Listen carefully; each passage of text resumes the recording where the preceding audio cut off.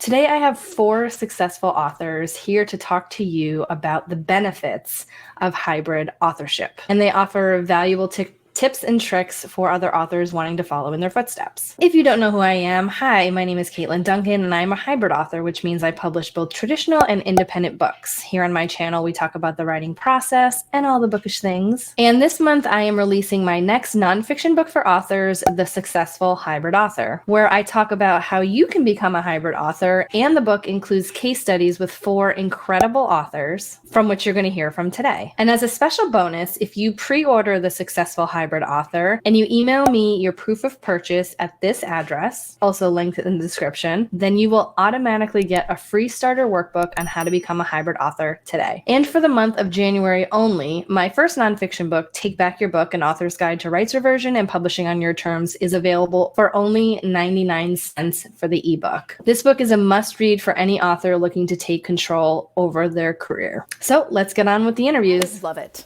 I don't want to proselytize, but it really suits my personality really, really well. Everything about the hybrid model in particular, like being able to work with a traditional publisher and being able to also do my own stuff. I'm a control freak. Like I said, I love spreadsheets. I'm super, super organized. I really enjoy and like the sales and marketing and business side of the publishing industry in general. Like I'd probably be something like data analytic for a publisher or promotional service or something like that if I weren't a writer. Like I just love it. It's really fun for me. Like I listen to all of the author business podcasts for fun, even though a lot of them are geared towards newer authors. I still like to know what the young people are doing. I'm always going to jump on the new platform, whatever it is. I might not stay. Might back away real quickly like I did with TikTok, but like I'm gonna give it a try just to see.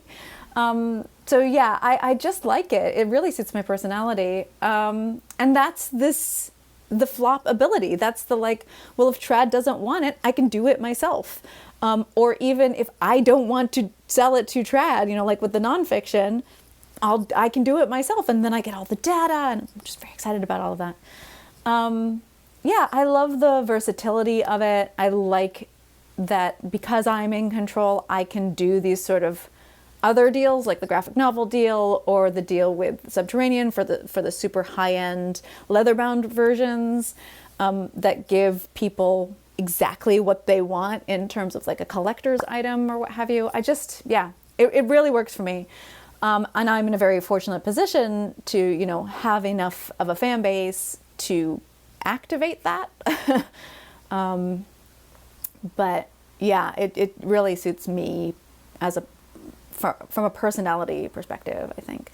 Also, like, the dark side, of course, is that you always get frustrated. Like Amazon does something like decide to like copyright infringe you on yourself or whatever. And I'm like, oh, but I maybe have a trad book coming out, or I maybe have a special edition coming out, or some weird new piece of merchandise or something. So like it allows the like stress to not be too much of a stress because all of my eggs are not in one basket.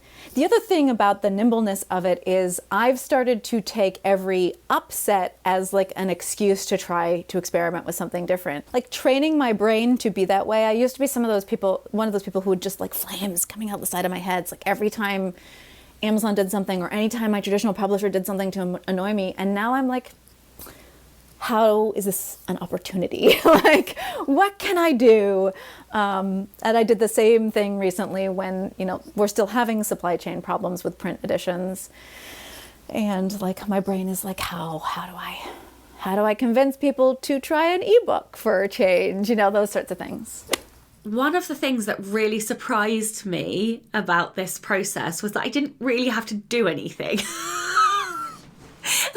It really surprised. I mean, I knew that was the case, but I didn't really know that was the case.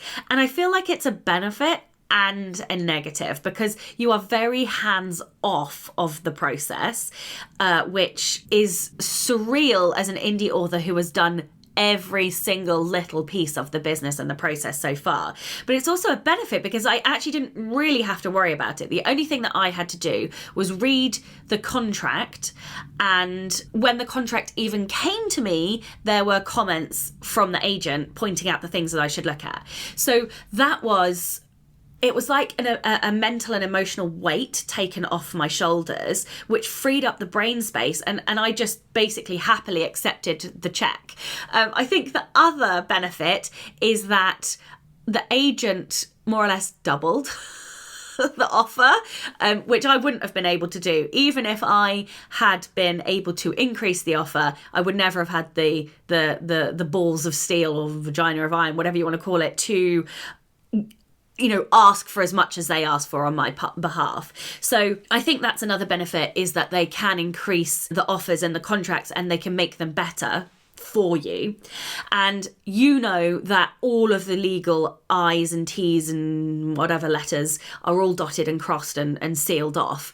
And even though nobody other than you has your best interests at heart, that legally everything is sound, and that weight is not on your shoulders. You are not expected to be an expert. And also, it's just less work for you. The only thing I had to do was a few emails to the agent to explain what I wanted and, where I was at, and read and sign the contract. So it really did take the pressure off and the weight off, I think. Well, definitely the diversifying the income and product splintering in a way that I wouldn't be able to do my own audio, or say if I had a German translation or something like that, I wouldn't be able to do that at this stage.